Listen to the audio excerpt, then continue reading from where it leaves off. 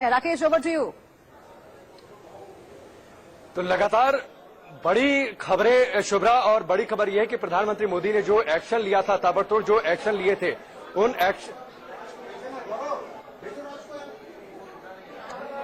तारीखों में जो एक्शन लिए थे, उन एक्शन के लिहाज से काफी हद तक इस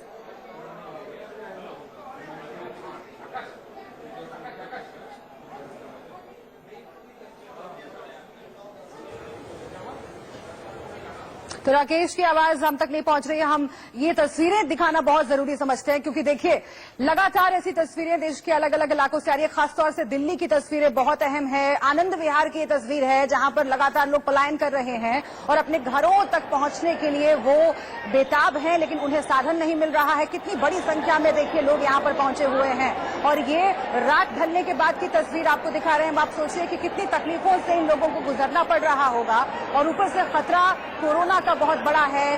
सोशल डिस्टेंसिंग की बात की जा रही है, लेकिन जिस तरह से पूरे परिवार के साथ कुछ लोग यहाँ पर मौजूद हैं, कुछ लोग ऐसे हैं जो दिल्ली के अलग अलग इलाकों में काम कर रहे थे, फैक्ट्रियों में काम कर रहे थे, और लॉकडाउन की वजह से उनके पास काम करने को नहीं है, उनके पास खाने को नहीं है, उनके पास रहने को नहीं है। अब वो अपने घरों की तरफ जाने के लिए मजबूर हैं। दिल्ली सरकार की ओर से कहा गया है कि सारे इंतजाम हैं, लेकिन वो इंतजाम आखिर क्यों नहीं पहुंच पा रहे हैं इन लोगों तक, जिन्हें इस वक्त आप तस्वीरों में देख पा रहे हैं। और ऐसे में बसों की व्यवस्था की गई है, लेकिन इतनी बड़ी तादाद है लोगों की कि बसों की जो संख्या है वो पर्याप्त नहीं है, और इसीलिए ये स्थिति बनी हुई है। आनंद विहार की ये तस्वीरें आप देखिए, ये चिंता पैदा करती है, हर लिहाज से चिंता पैदा करती है। एक तो ये कि यहाँ पर जो लोग मौजूद हैं उन पर क्या बीत रही होगी, उनके पास कोई सुविधा नहीं है। जिन सुविधाओं की बात बार बार सरकार कर रही है, न सिर्फ दिल्ली की सरकार कर रही है, बल्कि उत्तर प्रदेश, बिहार, जहां जहां से ये लोग आए हुए हैं काम करने के लिए और वापस जाने को आतुर हैं, वहां की सरकारें भी अपने लोगों के लिए लगातार कई घोषणाएं कर रही हैं, लेकिन इन घोषणाओं का लाभ पहुंच नहीं पा रहा है। सबसे अहम यही है कि इन घोषणाओं का लाभ आखिर क्यों नहीं पहुंच पा रहा है,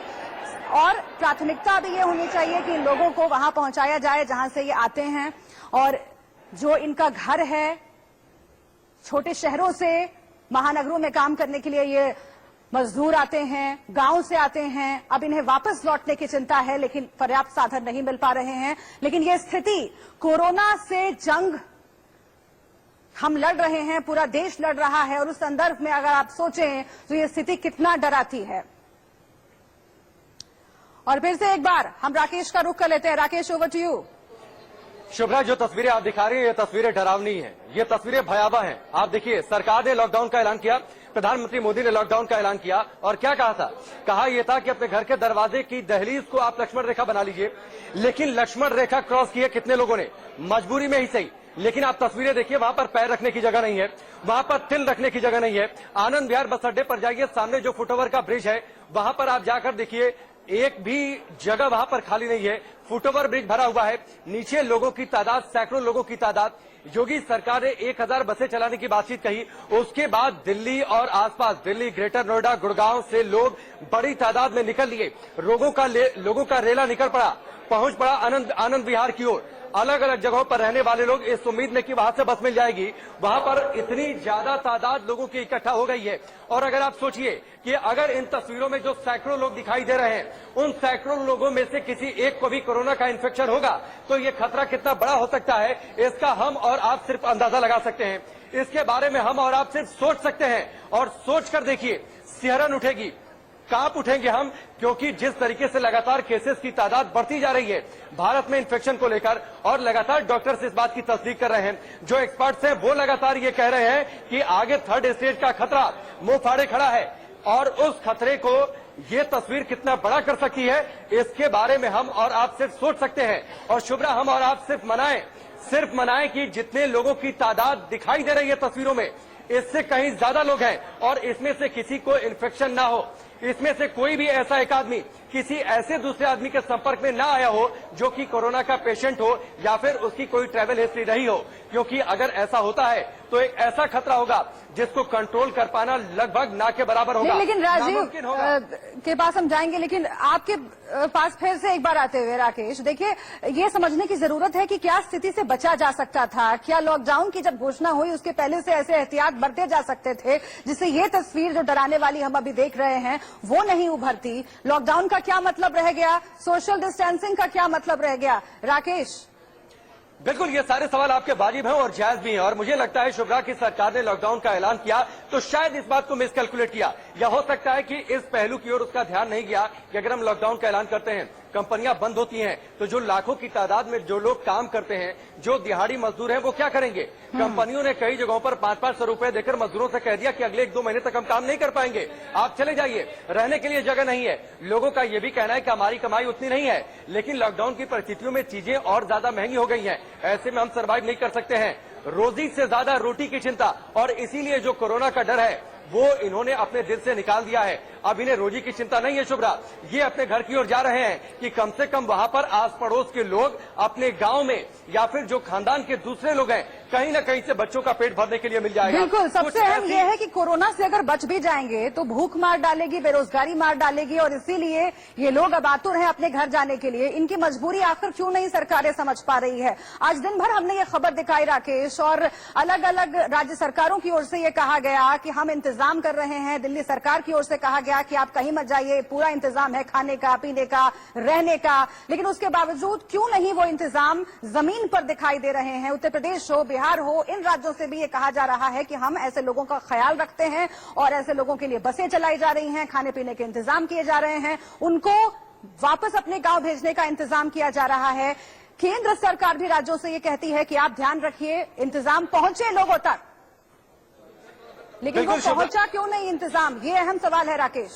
बिल्कुल, इंतजाम नहीं पहुंचा और बहुत सारे लोग जो इस भीड़ में मौजूद हैं, और तस्वीरों में देखिए शुभ्रा, जिधर तस्वीरें जाती हैं वहां पर इतने लोग दिखाई दे रहे हैं, इतने लोग दिखाई दे रहे हैं। हम, आपकी मजबूरी है कि हम घर से बाहर निकल रहे हैं, दफ्तर तक आ रहे हैं, क्योंकि लोगों को सूचना और खबरें दे रही हैं, हम पूरी एहतियात के साथ। और जो लोगों की भीड़ दिखाई दे रही है, क्या ये लोग पूरे एहतियात के साथ हैं?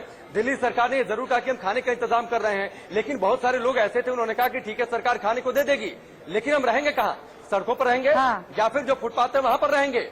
कई जगहों से ये पुष्ट खबरें आई हैं कि जो मकान मालिक हैं वो किराए के लिए वो मजबूर कर रहे हैं, लोगों के पास पैसा नहीं है, वो आखिरकार कैसे किराया अपना भरें? लोग मजबूरी में निकल रहे हैं। और तस्वीरें देखिए, दिल को दहलाती हैं तस्वीरें शुभ्रा, दर्द होता है। मैं आज खुद जब दफ्तर से आ रहा था, घर से जब दफ्तर आ रहा था, तो मेरा मन व्यथित था, क्योंकि लगातार रास्ते में रेला लोगों का निकल रहा था, रेला निकल रहा था। इतनी बड़ी संख्या में छोटे छोटे बच्चों को गृहस्थी का जो थोड़ा बहुत सामान है उसे लेकर गठरी बांधकर अपने सिर पर, हमने किताबों में पढ़ा, हमने किताबों में पढ़ा। राकेश, मैं आपके पास वापस आती हूँ। राजीव भी हमारे साथ जुड़े हुए हैं, हमारे सहयोगी। राजीव, देखिए, ये समझना दर्द होता है। मैं आज खुद जब दफ्तर से आ रहा था, घर से जब दफ्तर आ रहा था, तो मेरा मन व्यथित था, क्योंकि लगातार रास्ते में रेला लोगों का निकल रहा था, रेला निकल रहा था। इतनी बड़ी संख्या में छोटे छोटे बच्चों को गृहस्थी का जो थोड़ा बहुत सामान है उसे लेकर गठरी बांधकर अपने सिर पर, हमने किताबों में पढ़ा, हमने किताबों में पढ़ा। राकेश, मैं आपके पास वापस आती हूँ। राजीव भी हमारे साथ जुड़े हुए हैं, हमारे सहयोगी। राजीव, देखिए, ये समझना पड़ेगा कि क्या ये तमाम लोग जिनको हम आज सड़कों पर देख रहे हैं, कोरोना के खतरे के बारे में क्या इनको जानकारी नहीं है? उस खतरे के बावजूद मास्क पहने हुए भी इनमें से कई लोग हैं, उसके बावजूद अगर घरों से निकल करके अपने गंतव्य तक जाने के लिए ये मजबूर हैं, पैदल ही जाने के लिए मजबूर हैं, तो इसके पीछे कितना बड़ा सरकारी जो लचर व्यवस्था है वो काम कर रही है, अव्यवस्था काम कर रही है, इसे कैसे समझा जाए? देखिए, इसको समझना पड़ेगा, ये घर जाने की जिद तो कतई नहीं हो सकती। सभी को पता है, अधिकतर लोगों को पता है, भले ही वो श्रमिक क्यों ना हो, मजदूर क्यों ना हो, उन्हें पता है कि कोरोना का खतरा कितना गंभीर है। मैं राकेश की बात से उठाना चाहूंगा, अगर उन्हें मजबूर किया जा रहा है कि उनको किराया देना होगा, हालात ऐसे नहीं है कि वो दे पाए, खाने की चीजें मिल नहीं पा रही है, तो लिहाजा उसके साथ साथ एक और ये बात, ये संदेश फैलना कि क्या ये खतरा, क्या ये लॉकडाउन आगे बढ़ भी सकता है या नहीं बढ़ सकता, तो उस लिहाज में मजदूरों को ये लग रहा है कि जितना जल्दी हो अपने घर के नजदीक पहुंच जाएं। लेकिन इस सब से जो ये तस्वीरें निकल कर आ रही हैं, ये वाकई डराने वाली है। एकदम सही है कि अगर इसमें से एक भी शख्स कोरोना पॉजिटिव हुआ तो ये चेन एक बहुत बड़ी चेन होगी। ये 1 से 2 और 2 से 4 की चेन नहीं है, ये 1 से उतने ही लोगों को जा सकती है जितने लोग उस संक्रमित शख्स के आसपास हों। सवाल यह है कि सरकारें क्यों नहीं समझा पा रही। लॉकडाउन की भाषा प्रधानमंत्री समझा ले गए थे, लेकिन लेकिन अब जिम्मेदारी कहीं बहुत आती है तमाम राज्य सरकारों की। 3 राज्य सरकारें इसमें अहम रोल अदा कर सकती हैं, क्योंकि आनंद विहार क्योंकि दिल्ली के बॉर्डर पर है, आनंद विहार और दिल्ली यूपी एकदम अगल बगल है, बड़ा बस अड्डा है, उसके ठीक बगल में एक बड़ा रेलवे स्टेशन है। रेलवे स्टेशन 14 अप्रैल तक के लिए लॉकडाउन है। बस अड्डे पर व्यवस्था की गई इस भीड़ के बढ़ने के बाद उत्तर प्रदेश सरकार की तरफ से कि लोगों को ले जाया जा सके, यहां से निकाला जा सके। आनंद फानंद में अपने कर्मचारियों को बुलाया गया है और उन कर्मचारियों के जरिए, इन बसों के जरिए इनको निकाला जा रहा है। लेकिन लोगों के घर, लोगों के दिल में यह बात बैठ गई है कि अगर ये ज्यादा बढ़ता है तो उनकी स्थिति क्या होगी। लिहाजा इस सिचुएशन को एंटिसिपेट करते हुए ये भीड़ यहां पर आ गई है। हालांकि हम लगातार इस बात को कहेंगे, इसमें से जो लोग भी हमारा प्रसारण सुन रहे हो, घर पर रहें, तमाम व्यवस्थाएं की जा रही हैं। 238 जगह शेल्टर होम बनाए दिल्ली सरकार ने, यूपी सरकार निकाल तो रही है, लेकिन यूपी, दिल्ली और उसके साथ बिहार सरकार को, क्योंकि ज्यादातर लोग इसमें बिहार और पूर्वी उत्तर प्रदेश से हैं, इन सबको समझाने की इन तीनों राज्य सरकारों के ऊपर जिम्मेदारी है। उनको तमाम सुविधाएं मुहैया कराने की जिम्मेदारी है। यूपीए चेयरपर्सन सोनिया गांधी अपने पत्र में साफ मांग कर चुकी हैं कि ऐसे लोगों को तमाम जिलाधिकारी अपने जिलों में कई शेल्टर होम बनाए, वहां रोकें, क्वारंटाइन करें एक तरीके से कि उन्हें आगे ना बढ़ने दें, कम से कम उस लॉकडाउन पीरियड तक तो ना बढ़ने दें जो प्रधानमंत्री ने अपील की है। क्योंकि जो लोग अभी फिलहाल मामले बढ़ता हुआ दिखाई पड़ रहे हैं, जहां तक बात हुई कि विपक्ष तमाम सवाल तो खड़े कर रहा है राजीव, लेकिन समझना यह भी होगा कि सरकार के पास क्या चारा है, क्योंकि कोरोना का खतरा भी बहुत बड़ा है। गरीबी, बेरोजगारी से जो देश जूझ रहा है उसकी तस्वीर हम लगातार देखते रहे हैं, लेकिन आज सबसे बड़ा खतरा अगर कोई है तो वो कोरोना से संक्रमित हो जाने का खतरा है। और इसीलिए आप जरा अगर समझा सकें कि अभी कौन कौन से उपाय हैं जो सरकार कर सकती है, करना चाहिए, क्योंकि आपने कहा कि जो राज्य जहां पर ये स्थिति बन रही है, जहां पर ये लोग काम कर रहे थे, उसकी जिम्मेदारी है और इसके साथ ही जहां ये जाना चाहते हैं उन राज्यों की भी जिम्मेदारी है। खबर ये भी आ रही है राजीव कि जहां पर इनका गांव है, ये पैदल यहां से निकल पड़ते हैं, अपने गांव पर पहुंचते हैं, लेकिन वहां भी लोगों में ये डर है कि महानगरों से आने वाले ये लोग अगर ये अपने साथ कोरोना लेकर आएंगे तो हम पर भी ये भारी पड़ जाएगा, यहां पर कोरोना फैल जाएगा। ऐसे में क्या कैंप बनाने की जरूरत नहीं है सरकार को, जहां पर स्क्रीनिंग की जा सके? विदेशों में जो भारतीय फंसे हुए थे उनको लाने के लिए जो भारत सरकार का प्रयास रहा, उसकी हम सब सराहना कर रहे हैं, लेकिन ये लोग जो अपने घरों को जाना चाहते हैं और जो डर बना हुआ है कोरोना फैलने का, उससे बचने के लिए क्या इंतजाम किए जाएं? देखिए, अगर बैंकों को बचाने के लिए हजारों करोड़ रुपए का पैकेज दिया जा सकता है तो इस महामारी से निपटने के लिए भी इसी तरह का पैकेज निकाल कर तमाम जगह शेल्टर होम बनाए जा सकते हैं। तमाम जगह ऐसी सुविधाएं दी जा सकती हैं इन रास्तों पर, क्योंकि ये मजदूर हैं और ये निकल पड़े हैं घर से बाहर। लिहाजा इन्हें क्वारंटाइन करना, इनको दवाई देना, इनको पूरी तरीके से चेक करना और इनको अगर ये घर जा रहे हैं तो जिस तरह से बसों की व्यवस्था की गई उस तरह से बसों की व्यवस्था करके तुरंत यहां से निकालना। ये भीड़ बहुत बड़ा खतरा है इस वक्त।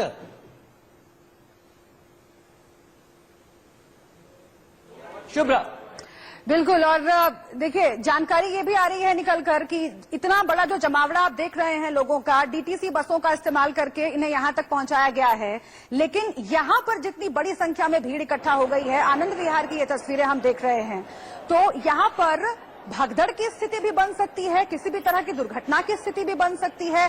सोशल डिस्टेंसिंग तो आप भूल ही जाइए। और यही समझने के लिए हम राकेश का रुख करते हैं, न्यूज रूम से हमारे साथ जुड़े हुए हैं। राकेश, पुलिस बल का यहाँ पर मौजूद होना कितना जरूरी है? इतनी बड़ी संख्या में लोगों की मौजूदगी न सिर्फ कोरोना के खतरे को लेकर डर पैदा करता है, बल्कि और भी किसी तरह की दुर्घटना यहाँ पर घट सकती है। उस स्थिति में क्या किया जाएगा? रात हो चुकी है राकेश। शुभ्रा देखिए, दो तीन बातें ये डर पैदा क्या, डर तो सामने से दिखाई दे रहा है ना, मुंह फाड़ कर खड़ा है। कोरोना का खतरा इतना बड़ा देश के सामने, तभी तो लॉकडाउन का ऐलान कर दिया गया और इस तस्वीर को शायद गवर्नमेंट कैलकुलेट नहीं कर पाई। मैं एक बात बीच में ऐड करना चाह रहा था, जब राजीव बोल रहे थे, आप देखिए बसों का इंतजाम तो कर दिया, लेकिन उन बसों की तस्वीरें भी हमने दिखाई। बसों में ठूंस कर लोग भेजे गए हैं। जितने लोग बस के अंदर नहीं बैठे थे उतने लोग बस की छतों पर बैठे थे। पानी के पैकेट्स नीचे से उछाले जा रहे थे कि लोगों को रास्ते में काम आएंगे। क्या ये इंतजाम है? और इतनी बड़ी तादाद में लोग जाएंगे, इतना सफोकेशन उस बस के अंदर, और ऐसे माहौल में इन्फेक्शन किस तरीके से फैलेगा, इसके बारे में हम और आप सिर्फ सोच सकते हैं। मेरा एक सुझाव है, बातचीत करते हुए पता नहीं कितने लोग इस बात को सुन रहे होंगे, क्योंकि इन्हें बेहतर तो होता कि यहाँ पर कैंप बनाकर, सरकार के पास इतना बड़ा सिस्टम है, इतना बड़ा तंत्र है, तो यहीं पर कैंप लगाकर उन्हें क्वारंटाइन कर दिया जाता और फिर धीरे धीरे टेस्ट करके या कोई और तरीका खोजा जाता इन्हें वापस भेजने के लिए। लेकिन अगर भेज ही दिया गया है तो बेहतर होगा। आप देखिए हर गांव में, शुभ्रा, हर गांव में सरकारी विद्यालय होते हैं, प्राथमिक विद्यालय होते हैं, करीब करीब गांव से बाहर। बेहतर होगा, पता नहीं लोग सुन रहे होंगे और इस सुझाव पर कितनी तेज अमल हो पाएगा नहीं हो पाएगा, लेकिन एक सुझाव ये जरूर है कि उन सरकारी विद्यालयों में, प्राथमिक विद्यालयों में, चूंकि सारे स्कूल बंद हैं, तो उनमें एक अस्थायी कैंप के तौर पर उन्हें डेवलप कर दिया जाए तब तक कि जब तक ये लोग अपने गांव पहुंचे। वहां पर जिला प्रशासन और गांव के जो प्रधान हैं वो मिलकर एक ठीक है। बिल्कुल, सुझाव कई तरह के आ रहे हैं, लेकिन उन सुझावों को लागू करने की जो जिम्मेदारी है वो सरकार के ऊपर है। आज ये भी खबर आई कि जो ट्रेन के डिब्बे हैं, ट्रेन अभी बंद है, जो ट्रेन की बोगियां हैं उसे आइसोलेशन सेंटर बनाने का पर काम हो रहा है और वो शुरू भी हो गया है। लेकिन इस तस्वीर को देख करके ऐसा लगता है कि अभी बहुत सारे जो सुझाव हैं, बहुत सारे तरीके हैं, वो आजमाए जाने बाकी हैं। जतिन जुड़ गए हैं हमारे साथ, हमारे संवाददाता। जतिन, क्या स्थिति है? स्थिति देखकर डर लग रहा है, लेकिन अभी जब वहां पर आप मौजूद हैं, क्या सुरक्षा की स्थिति वहां पर ठीक कही जा सकती है?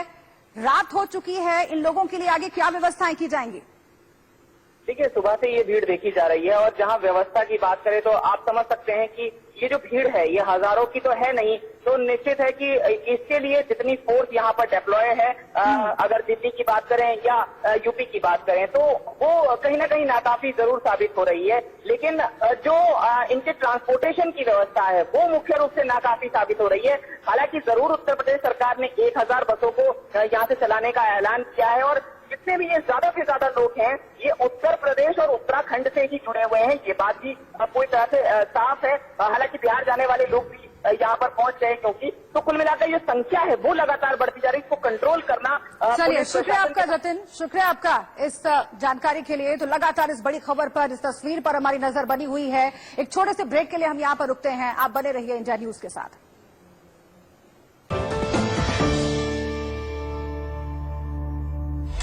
क्या कर रहा है प्रशासन?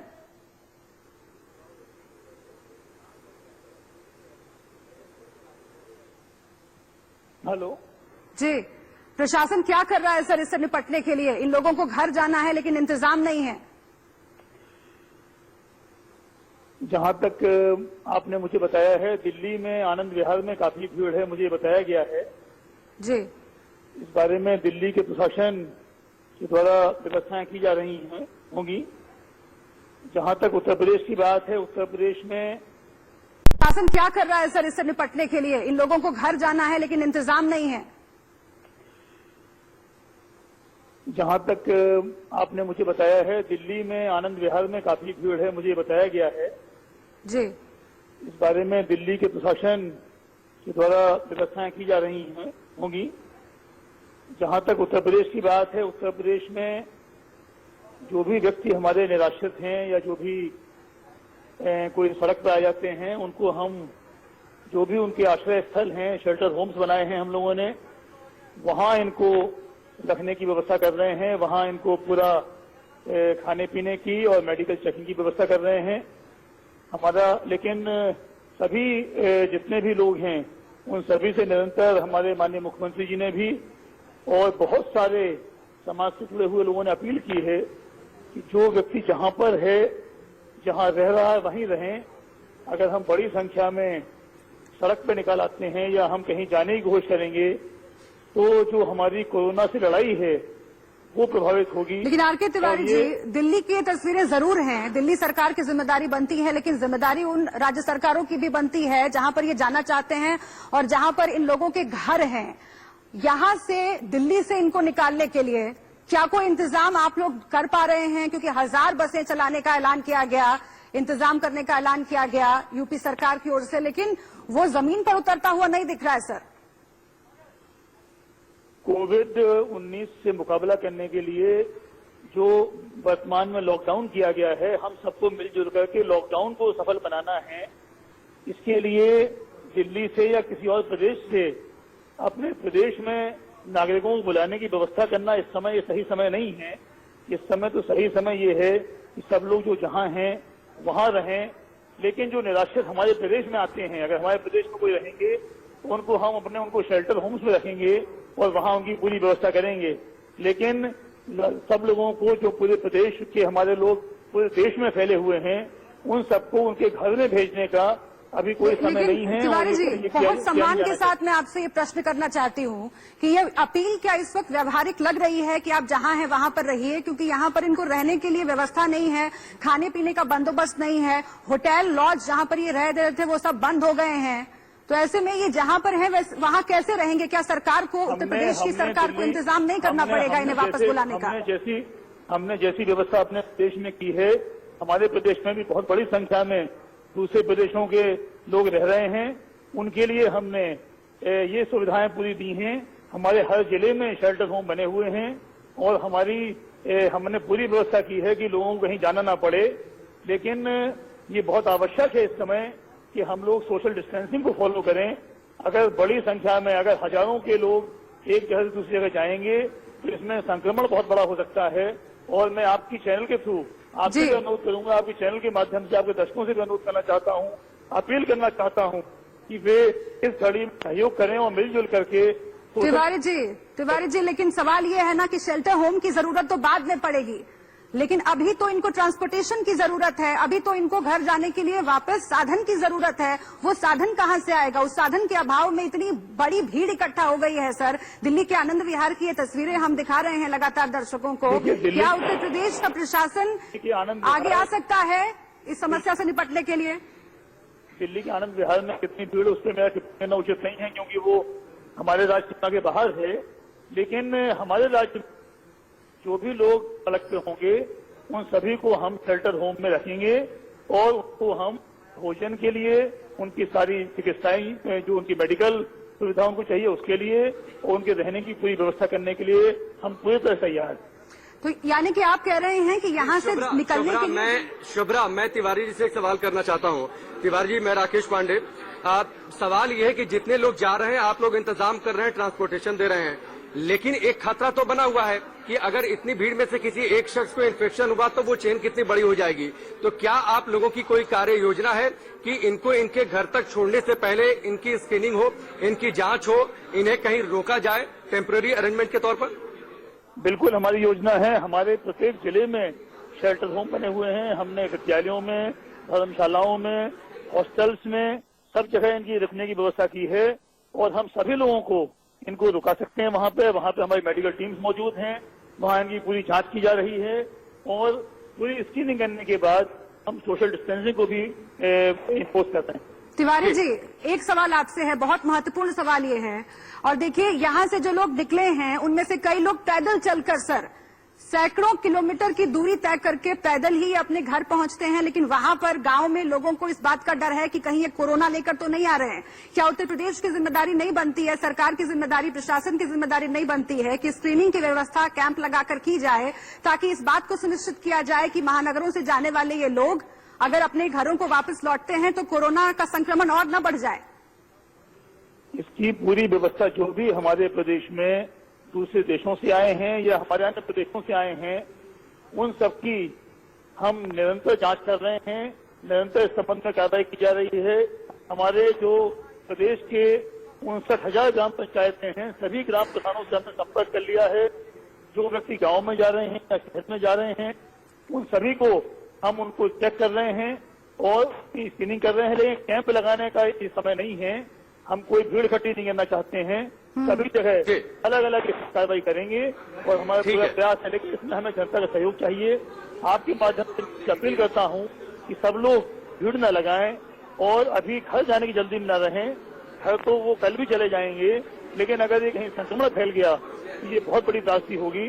जो हमने लॉकडाउन भारत सरकार ने किया है, प्रदेश सरकार ने किया है, इसको सफल बनाने के लिए और कोविड-19 को विजय प्राप्त करने के लिए हम सबको ये थोड़ा सा असुविधा को देखना पड़ेगा, लेकिन हमें अलग अलग रहना पड़ेगा।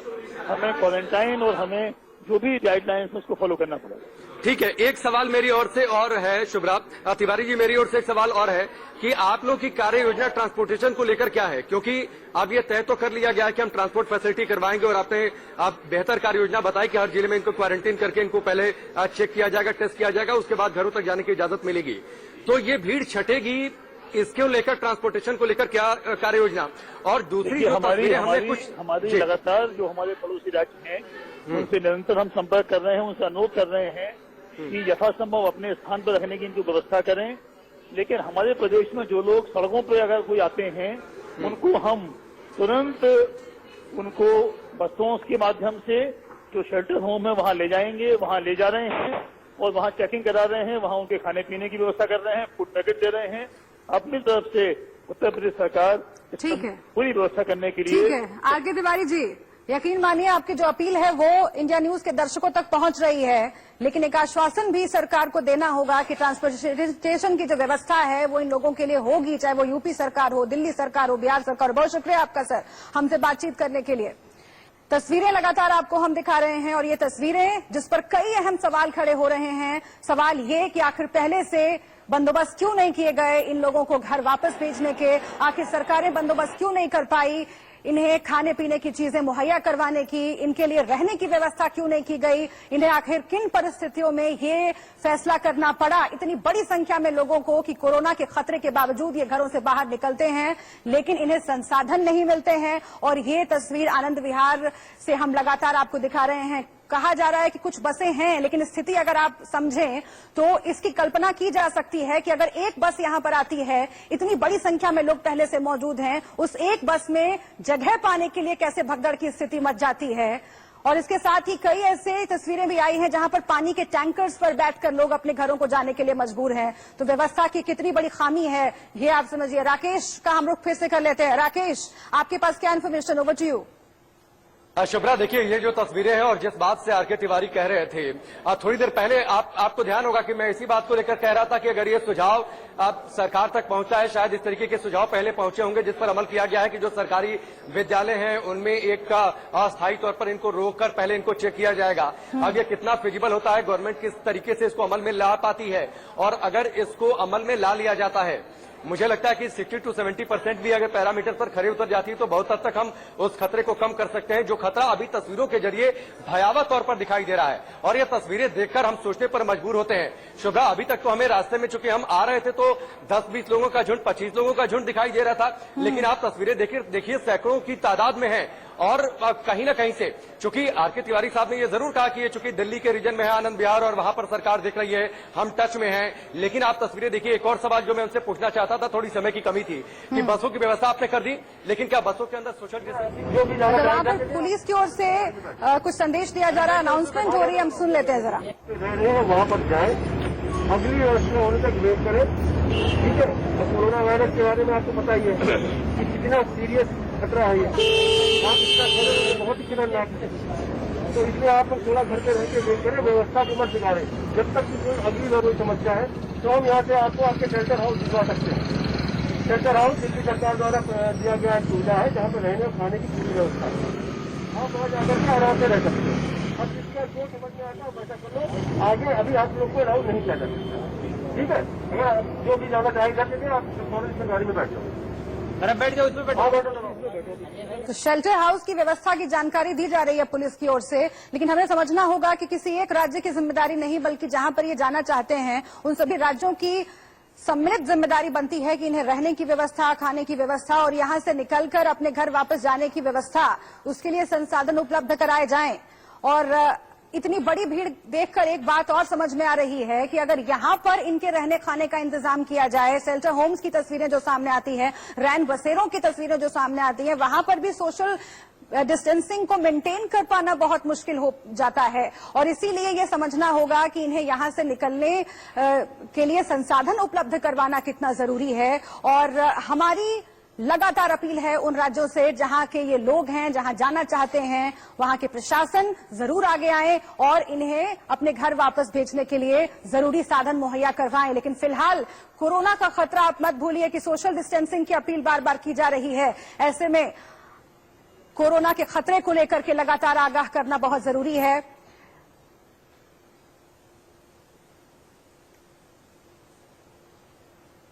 दिल्ली में भयानक पलायन पर हमारे संवाददाता अजीत की एक रिपोर्ट आपको हम दिखा रहे हैं, देखिए। मेरे आनंद विहार, अब कर्मश कहेंगे, दिखाएंगे आनंद विहार का ये बस डिपो है, तो वहीं दूसरी तरफ गाजियाबाद जाने का रास्ता है। कैमरामैन से मैं रिक्वेस्ट करूंगा कि वो रास्ता भी दिखाएं, साथ में तमाम जो हजारों तादाद में भीड़ खड़ी है वो भी उनको दिखा सकें कि जो रास्ता है वो यहाँ से गाजियाबाद को जाता है। और लोग यहाँ इंतजार कर रहे हैं अपने बसेस का, हजारों की संख्या में है। जहां तक हम दिखाएं वहां तक केवल भीड़ ही भीड़ है। लोग डरे हुए हैं, सहमे हुए हैं, क्योंकि उम्मीद एक थी कि उत्तर प्रदेश के मुख्यमंत्री ने जो कहा कि बस उनके लिए चलाई जा रही है, रिक्वेस्ट की तमाम सरकारों से जो इंटरकनेक्टेड सरकार है कि कम से कम जो लोग परेशान हो रहे हैं उनके लिए बस मुहैया कराया जा सके। लेकिन यहाँ पे हजारों तादाद में लोग खड़े हैं, पैदल चल रहे हैं, लेकिन बस उनको मिली या नहीं मिली, इनसे ही पूछ लेते हैं। मैम, आपका नाम? सीमा। सीमा जी, आपके हाथ में बच्चा कितने साल का है? 1.5 साल। 1.5 साल। कब से इंतजार कर रहे हैं आप यहाँ पर? कहाँ जाना था आपको? हमको जाना बुलंदशहर। बुलंदशहर खड़े हैं यहाँ पे आप लोग आज ड्यूटी पे? रात 1 बजे से खड़े हैं। 1 बजे से? लेकिन 1 बजे। अच्छा, अभी नरेंद्र पाल गौतम साहब जुड़ गए हैं फोन लाइन पर हमारे साथ। दिल्ली सरकार के मंत्री हैं, टूरिज्म मिनिस्टर हैं। नरेंद्र पाल गौतम जी, हम लगातार जो तस्वीरें दिखा रहे हैं वो बहुत डराती हैं। आप अपील तो कर रहे हैं कि यहीं ठहरिए, लेकिन यहाँ ठहरने के लिए क्या इंतजाम है इन लोगों के लिए? इतनी बड़ी संख्या में आनंद विहार पर लोग इकट्ठा है सर। देखिए, मैं ये निवेदन करना चाहता हूँ, मुख्यमंत्री जी ने भी कहा कि सभी लोग जहाँ पे रहते थे वहीं पे ठहरें, और अगर जरूरत पड़ी तो स्कूलों में भी हमने इंतजाम किया है। हमारे स्कूल में भी ठहर सकते हैं, हमारे शेल्टर होम में भी ठहर सकते हैं। 2 वक्त का वहाँ खाने का भी इंतजाम किया गया है। और इस तरीके से जाना ठीक नहीं है। इससे तो और भी ज्यादा ये बीमारी जो है ऐसे जाने से, भीड़ इकट्ठे होने से तो खत्म नहीं होगी। इसीलिए तो सबको लॉकडाउन करने की बात थी। बस बात खाने की और व्यवस्था की है तो सरकार ऑलरेडी उसको कर रही है। लेकिन नरेंद्र जी, आप ये समझिए ना कि अभी जो वक्त है वो सुविधाएं इन लोगों तक पहुंचानी थी। ये लोग वहां पर जाते, इससे बेहतर था कि आप यहां आते। दिल्ली सरकार की ओर से ये व्यवस्था की जाती कि इन लोगों के पास जाकर उन्हें वो सुविधाएं, वो खाने पीने के सामान मुहैया कराए जाते, इन्हें रहने के लिए कहाँ पर व्यवस्था है इसकी जानकारी दी जाती। आखिर इसमें सक्षम क्यों नहीं लग रही है दिल्ली सरकार? आपके चैनल के माध्यम से मैं सूचना देना चाहता हूँ कि दिल्ली की सरकार ने अब सभी विधानसभाओं में स्कूलों के अंदर व्यवस्था की है। किसी को जाने की जरूरत नहीं। इसलिए मैं आनंद विहार गया था बोलने के लिए कि आप लोग जाइए मत, आप जहाँ रहते थे वहीं ठहरिए या स्कूल के अंदर आ जाइए। हमने पूरा इंतजाम रहने का भी किया और खाने का भी किया है। लेकिन लोग हैं कि अब वो मान नहीं रहे तो क्या कर सकते हैं। दिल्ली के मुख्यमंत्री अरविंद केजरीवाल अपील तो कर रहे हैं, लेकिन उस अपील का असर दिख नहीं रहा है सर। बड़े खेद के साथ ये कहना पड़ रहा है। एक और सवाल है आपसे, खतरा सबसे बड़ा इस वक्त कोरोना का है। इसमें से अगर एक शख्स को भी कोरोना है तो आप समझिए कि खतरा कितना बढ़ जाएगा। ये आप समझ रहे हैं। इन लोगों को भी मालूम है कि इस वक्त देश कोरोना से जूझ रहा है। उसके बावजूद खाने पीने के अभाव में, सुविधाओं के अभाव में ये अपने घरों की तरफ जाना चाहते हैं। ऐसे में क्या स्क्रीनिंग की व्यवस्था नहीं की जानी चाहिए यहाँ पर, ताकि अगर डिटेक्ट हो सके कि कोई क्या कोरोना पीड़ित है, कैंप बनाकर उनको रखा जा सके, आइसोलेशन सेंटर बनाए जा सके? आखिर ये सब व्यवस्थाएं कहाँ हैं सर? यही वो वक्त है जब आपको आगे आना है। सरकार ने, लोगों को भी मालूम है कि इस वक्त देश कोरोना से जूझ रहा है। उसके बावजूद खाने पीने के अभाव में, सुविधाओं के अभाव में ये अपने घरों की तरफ जाना चाहते हैं। ऐसे में क्या स्क्रीनिंग की व्यवस्था नहीं की जानी चाहिए यहाँ पर, ताकि अगर डिटेक्ट हो सके कि कोई क्या कोरोना पीड़ित है, कैंप बनाकर उनको रखा जा सके, आइसोलेशन सेंटर बनाए जा सके? आखिर ये सब व्यवस्थाएं कहाँ हैं सर? यही वो वक्त है जब आपको आगे आना है।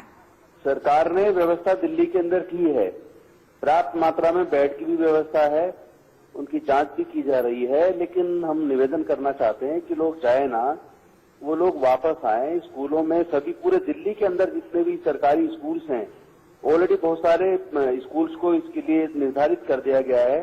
शेल्टर होम्स भी हैं, वहाँ उनके ठहरने की, खाने की व्यवस्था भी है, और बाकी तरह की जांच भी हम लोग करवा रहे हैं। लेकिन लोगों से, आपके माध्यम से भी हम अपील करते हैं कि लोग दिल्ली छोड़ के ना जाएं। शुक्रिया आपका नरेंद्र पाल जी, हमसे बातचीत करने के लिए। तो कहा यही जा रहा है कि दिल्ली के कई स्कूलों में रहने की व्यवस्था की जा रही है और दिल्ली सरकार की ओर से अपील की जा रही है कि आप मत जाइए दिल्ली छोड़कर। लेकिन हालात में कई सवाल एक साथ खड़े करती है।